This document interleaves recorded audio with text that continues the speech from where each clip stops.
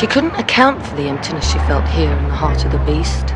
Success, bright lights, noisy friends, music, something always happening. Happening all so fast, but something was lacking. She yearned for something solid, something that was always there, unchanged. The decision was made. All had been arranged. She was going home. Outside the window, the scenery changed quite suddenly. Where before all stood shoulder to shoulder, now all was quite isolated. The winter evening drawing in made it seem all the more desolate, cut off. She felt her first tingle of panic. She got off the train deriding her foolish imagination. How absurd, feeling quite thrilled now, and looking forward to the short walk from the station to her home through the woods. Ah, the woods, how exciting. She was already feeling that she was embarking on a small adventure. Standing at the mouth of the woods, looking down its long black throat, she took her first steps in and was slowly consumed. It was dark now, with the moon making brief appearances between the branches, serving as a tease, not a comfort. It would be fine if she could focus her sight to tunnel vision, but all to the side and all behind was alive. The next tingle of panic. And this made things worse. The path narrowed, the branches closed in, and the sound of 1,000 flip knives echoed. The trees had their claws out.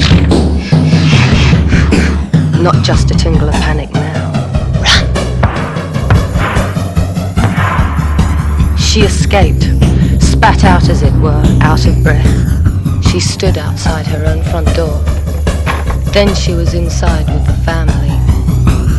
Disappointed? Well, yes. It wasn't the fanfare welcome she expected or needed. Oh, it was very warm, and they were very eager to hear about all her tales, but she felt ill at ease. She imagined herself being suffocated. What with all the plans they were making for her to stay for not just a few days, but maybe a week, or 2, or more, ignoring her protestations like she wasn't there, and all the while watching her with those greedy, possessive eyes. When it was time for the good hearty meal, she was relieved. She was hungry. Her mother's cooking. The meat had always had a unique taste to it. She must ask her for the secret. Seated at the table opposite both her sister and her mother, she watched them. Heads down, they were so intent on eating. Such concentration. She herself took a few bites, but found, inexplicably, that she had lost her appetite. Every now and then they would look up and catch her eyes, making her feel embarrassed, guilty. But she couldn't stop watching them. It was fascinatingly ugly, from fork to mouth, then back to plate, never ending. The meal was over. That night, the silence was unbearable. Her sleep disturbed by the door being opened. Or was she still asleep? Also confusing. Opening her eyes, she looked up to see a figure hovering at the foot of her bed. Was it her sister? All was still silent. Her fear stopped her from calling out, and the figure floated out. She was beside herself now. She flung the bedclothes off and ran down the stairs, turning on lights as she did so. Something stopped her in her tracks at the door to the front room. She heard the hushed bickerings of a tug of war. "It's mine! It's mine! Give it to me!" She opened the door, and there was her mother on all fours, with her sister, pulling at something raw and dripping red.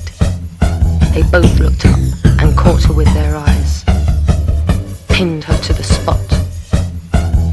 They were coming closer and closer.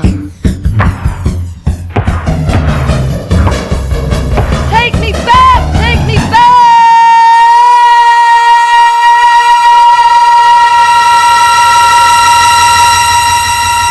Look to where you have arrived, not to where you have come from.